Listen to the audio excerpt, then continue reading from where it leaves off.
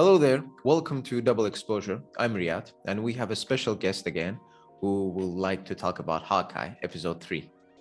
Hello everyone, it's me again, your resident Hawkeye expert, Berfin. So, Barfin, now episode 3 has been released, and personally for me, I will say that this episode was the best out of all the released ones. We got 2 episodes released in one day, but I really liked this one.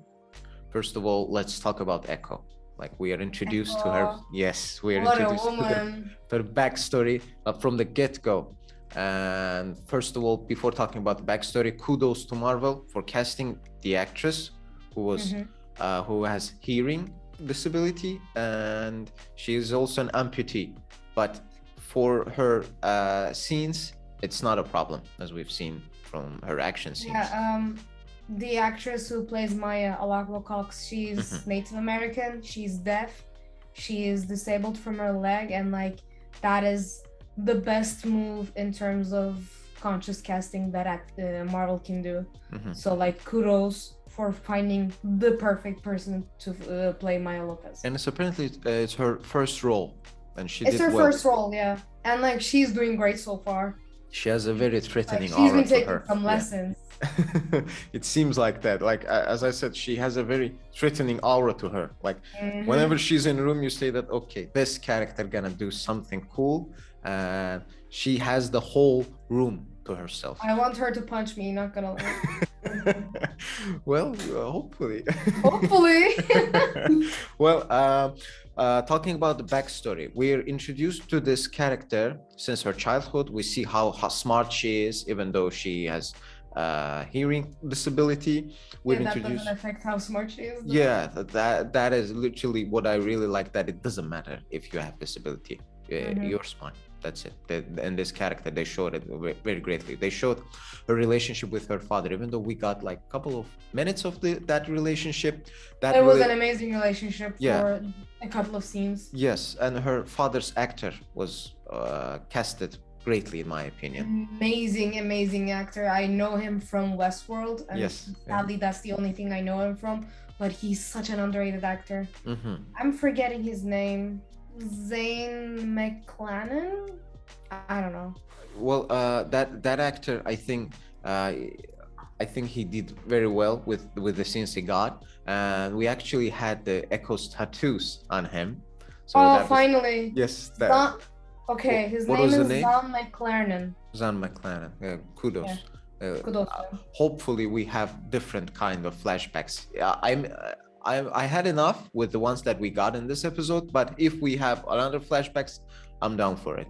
And we are shown that how he cares about his daughter and how he raised her, and we don't see any mother figure, so he acts as a both parents for her. Honestly, I don't remember anything about Maya having a huge mother figure in her life, even from the comics. So her father was already such an important figure in the parts of a whole run. Yeah.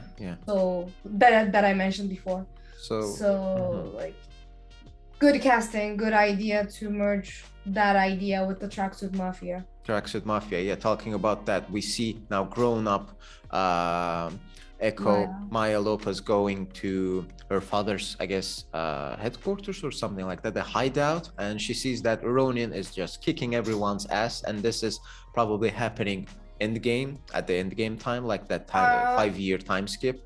In the 5-year time skip, yeah. 5-year time skip, and Echo apparently is killing everyone from Tracksuit Mafia, and Ronin is. Yeah, Ronin is killing everyone, and Maya finds her father just bleeding there, and we have what an amazing scene. Yeah, we have the comic parallel when she tries to hug her with her hand, with a bloodied hand, and he just places his hand onto her cheek.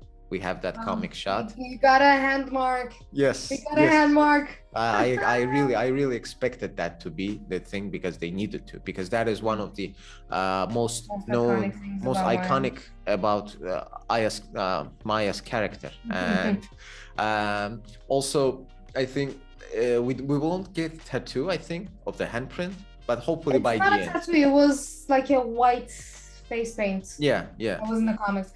And maybe if we got also a white face paint scene in Echo for Echo as well, not in Hawkeye but in Echo series, Yeah. that would be so good. We probably gonna get that because Marvel never disappointed us with the iconography. We received Wanda's costume. Yeah, we received Wanda's costume after a couple of years. So we'll hopefully wait for. As a joke, but yeah. Well, the last costume she got resembles her Marvel costume, Marvel comic costume. So in a grounded sense. So we'll see how it works with Maya. We have, for example, in Maya's leather jacket, the tattoo pattern that her father had, that she has in the comics. I don't know, have you realized that she has? Yeah. So they're trying to do their best that they can. And before finishing Maya's backstory, we're introduced to a character called Uncle. So this, in my opinion, is a very great foreshadowing of someone big coming, very big coming. Very large, very big, very bold. Yeah. Hopefully it's the person that we think he is, because from his laugh, it's obviously the person we think he is going to be, because it's that actor's it's laugh. in the details, man. He has the same cufflinks. He has cufflinks, big jacket, big black jacket. So and you know who he's gonna be. Kingpin. He'll be the Kingpin.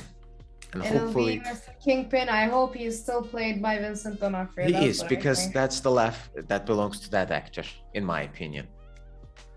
Well, yes. I don't know enough about. I don't remember Vincent D'Onofrio's last. I'm a big Daredevil fan. I'm a big Daredevil from comics. I'm a big fan from the TV show also. I really love the TV show, and I can really find out that this is his voice. The first time that I watched, I said that yes, it's him. But hopefully, all of the internet thinks so. Yeah, all of the internet it's probably thinks him. that. Hopefully, but we already got bamboozled by Marvel with the Quicksilver thing in WandaVision, like Ralph Boner. I think Marvel learned their lesson from that. Nobody wants to do another Ralph Boner joke. Yeah, again. So hopefully we won't receive that. And if they're doing now the Echo TV show, and if the Kingpin is there, they have to make justice for him. And according to the rumors, there's also Daredevil happening in Echo, because we'll see how it will. Echo will be Daredevil season 4 in Marvel Cinematic Universe. I think it's a setup for Daredevil. Then we'll receive a fully fledged Daredevil show, because everyone is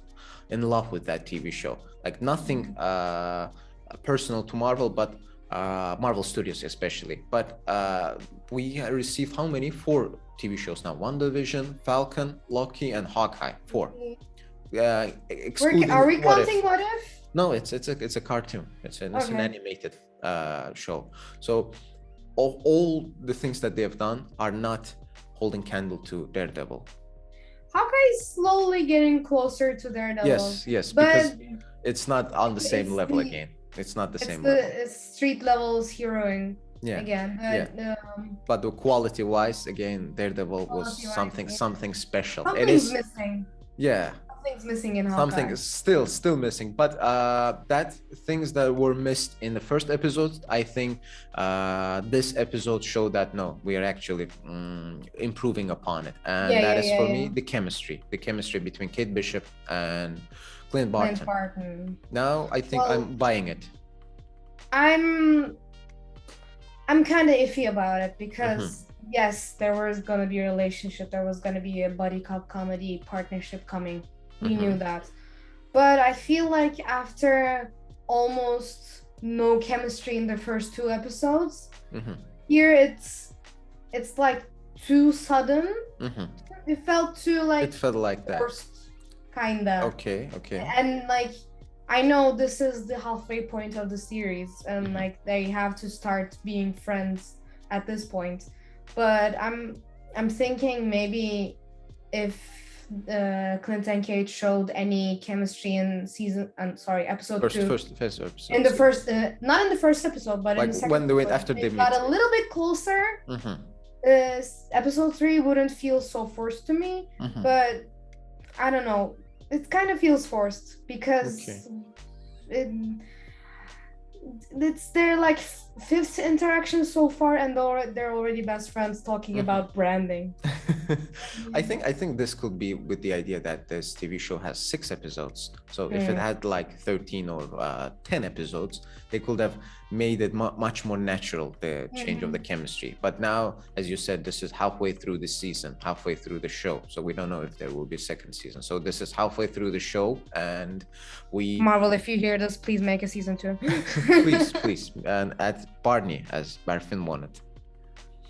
I'm just manifesting it, okay? Yeah, please manifest And it. also I'll let watch me it. work on it in the future. So in the sense that I think the chemistry is working for me personally, because now, as you said, they're acting like friends.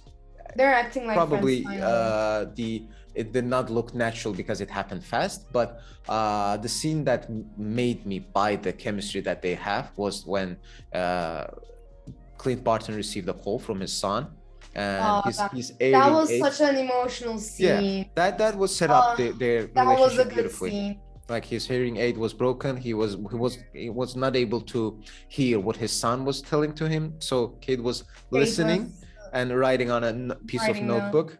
Yeah, that sets up relationship for me perfectly. Like this is some kind of a father-daughter relationship, even though they're not related. Mentor and mentee relationship. Mentor-mentee relationship. Yeah, mentor and mentee relationship. So now and like it was such a bittersweet moment for Clint as well. Like, yeah, he's trying to be a good dad for Christmas, like Christmas dad, but he's also suffering from all the hearing issues that he has.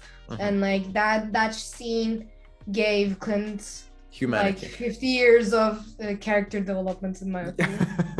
great words. We also, after this, we have seen another character that will have been present in the first episodes, Kazi.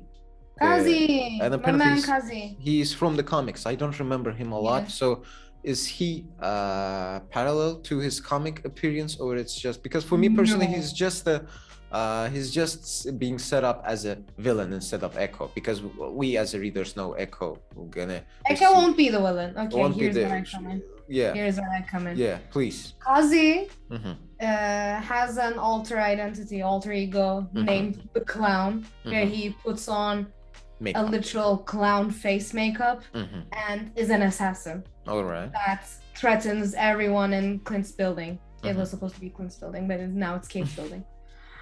Right now, he's more of the second head honcho of the Tracksuit Mafia in the series, in the TV show.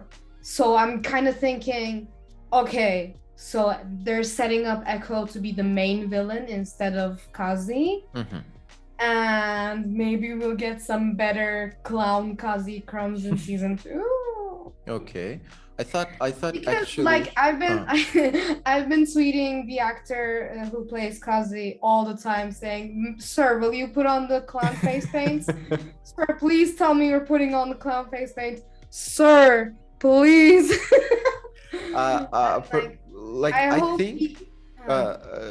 think like maybe on season 2, not on season 2. It could happen in this season. You know why? Because Echo is not a villain. She's not a villain character. So could be a red herring. Like, she's a villain, she becomes a villain, but actually she's a good guy, and she could be betrayed by Kazi, because we're already introduced that they have like hierarchical rivalry. So I will make a theory for this. Okay. If Echo, for Hawkeye specifically, if Echo is a red herring in terms of being a villain, then this TV series is filled with too many red herrings, aka yes. So I'm thinking this purely for storytelling purposes. Maya is the main villain. All right. But we know she's gonna get her own TV series, and her TV series will be about her getting better. Yeah. Because I don't want Hawkeye to suffer from too many villain syndrome. Yeah. It's something similar to what Daredevil did. And I don't want Maya to become good all of a sudden. Yeah. I think this worked really well in Daredevil season 2. Like, we're introduced to Punisher in the first half of the season as the villain. Then he becomes better. He not better in the sense he that gets his own TV show. Yeah. he's improving, he's developing as not as the villain, he's just who's massacring people. There is a shtick to it, there is a justification for his actions, and eventually he gets his own TV show, and we see him now there as a main guy, not as a villain. So probably something similar will happen to Echo. Yeah, I mean, we're already in the half point of the series, right? I'm right now, I'm assuming there won't be a season 2 right now, because we don't have any confirmed information on that. If that's the case, and if we know Maya's not gonna be the good guy, if Maya's not gonna be the good guy, it's too late for her to change. All right. So I'm thinking she'll be the main bad guy throughout the season. Okay. And when she gets her own TV show, she'll go through this existential crisis about being good, being bad, angel, demon. We'll see. Daredevil, Fisk. This is an interesting thing, but like this episode ended on Clint being threatened by his own Ronin sword by Armand's nephew. Jack. Yes. Jack Duquesne. I still can't say his name. Jack is French. enough, I think Jack is enough. Jack is enough. So he's also a character from comics. He's also a character from the comics, but he's not the same character from the comics, obviously. In the comics, Jack Duquesne, aka Swordsman, was supposed to be Clint's mentor from his past. So like he's supposed to be way too old for the current timeline. But like Marvel said this, it's been confirmed, they changed the Swordsman's character entirely.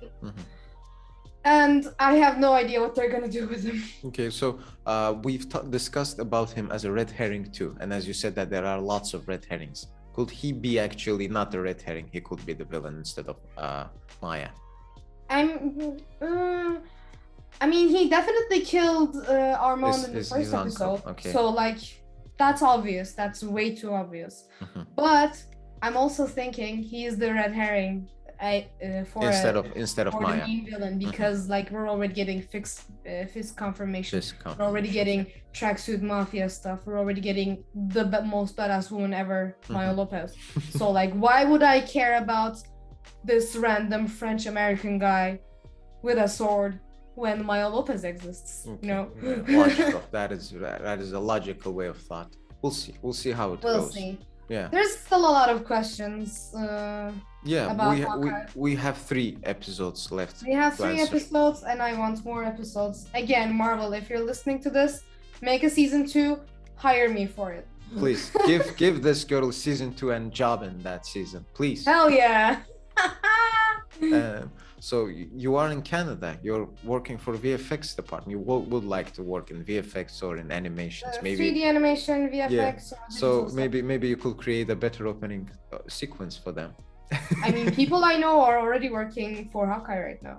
Sure. So you have connections. But let have this disclaimer: we don't have any inside leaks, any rumors. We don't have any inside information. That's the thing. We're not asking, and they're not giving. So this is two-way road. Two-way road of no information. Yeah. So I think this discussion was done really well, because in a sense that it was short, but the episode itself was short. What do you think? The episode was... Yeah, it was 40 minutes long. 40 minutes long. Yeah. And it was just an action scene, a very memorable action scene. A very good action scene. Are we talking about the car chase? Yeah, finally? Well, only car great. chase. Yeah. The car chase. First of all, props to Hawkeye for recognizing Clint's love for the Challenger. Yeah, Challenger, the 76 Challenger. That was an important point in Fraction's run. But they did not use that car. I expected them to drive that car. I expected them to use the car too, but you know, the comic Easter egg. Obviously. But this action scene, I think, give you too that same idea of Daredevil when they had one shot of camera turning around when they were chasing. That scene actually reminded me of the car chase scene from Children of Men. Have you seen it? Yes, one shot. It was almost the same, like one camera rotating inside, no cuts, just one take everything, and it was just, this is the stuff I wanted from Hawkeye. Just Great. masterful street level cinematography with amazing action. This is what I wanted, and I got what I deserved. And Kate using Clint's different kinds of arrows. They have again Oh, banter. finally! Great banter. Trick arrows! Yeah, we have lots of trick arrows, and her reactions were great. Like, this is actual normal reaction that you have more arrows than this one's, more dangerous arrows than this one. So it worked really well. We have a reference to Ant-Man's arrow again. Yeah. When Pim arrow. Yeah, Pim particle arrow, which created a big arrow in a giant ass bridge. arrow in the sky. Like as I said, personally, this TV show is improving. So hopefully by the end we can say that this is the best out of Marvel Studios TV shows. Yeah. Because I hope we get a boomerang arrow reference somewhere. We'll see. Because boomerang arrow kind of symbolizes Kate and Clint's relationship in the comics. So if they again make a season 2, I want a boomerang arrow reference somewhere. We'll see how it turns out. Like, I watched this TV show with a friend of mine. He's not a fan of Hawkeye in the sense that he's honestly nobody's a fan of Hawkeye. Yeah, besides you're the fan of Hawkeye. I'm like, a minority. He's a Marvel fan. He watches Marvel Studios films. You have watched most of the Marvel TV shows too, Daredevil including, like the Netflix ones. And when we first watched the first 2 episodes, he said that I'm indifferent. Like, I'm not that interested to see.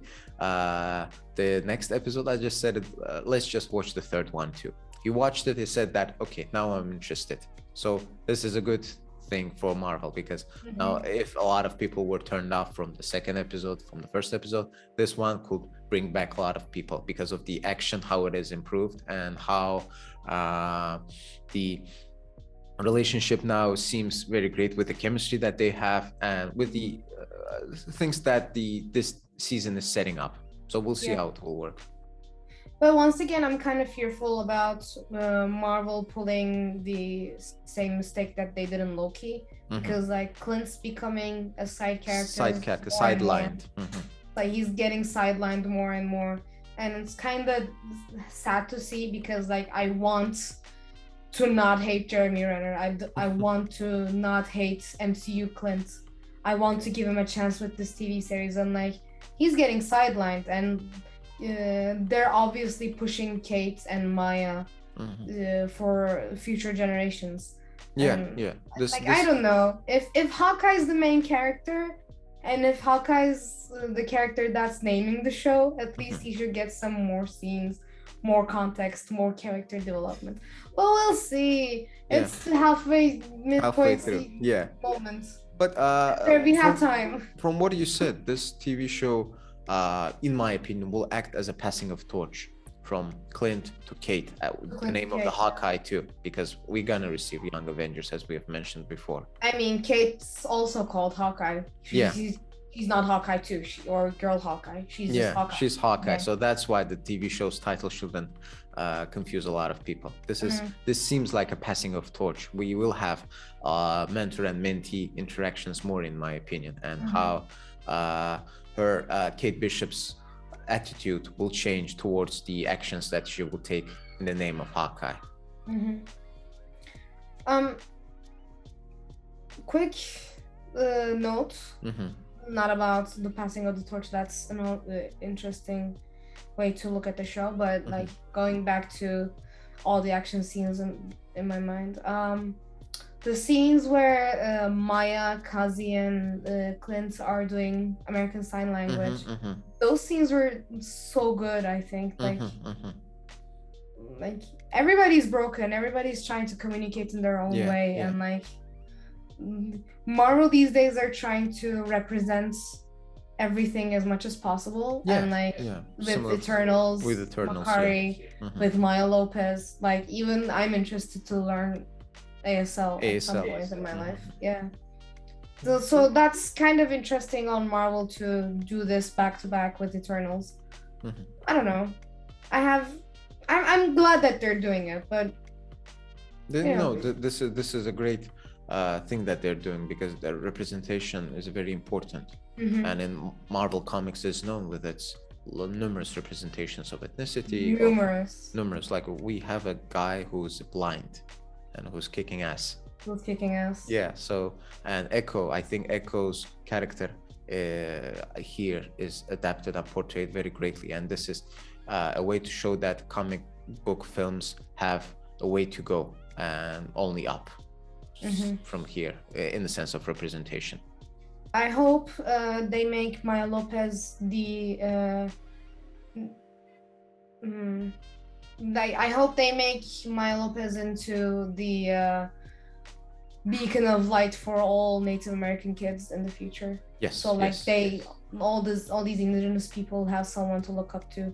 Again, representation matters. Yeah. This similar acted as with Shang-Chi as a character. Now Asian kids have a superhero to look forward. Yeah. A superhero that they cosplay. Chinatown. In Vancouver, Chinatown, they still have Shang-Chi posters up. They haven't taken them down. Great. They're not gonna take them down ever. 100% they won't. They're a superhero now. Yeah, they have a superhero to look forward to, as similar with what Black Panther did. So great job on that department. So thank you for listening to our discussion about Hawkeye episode 3, and we will meet you next week. Take care of yourself, and hopefully see you next time. Bye. Bye.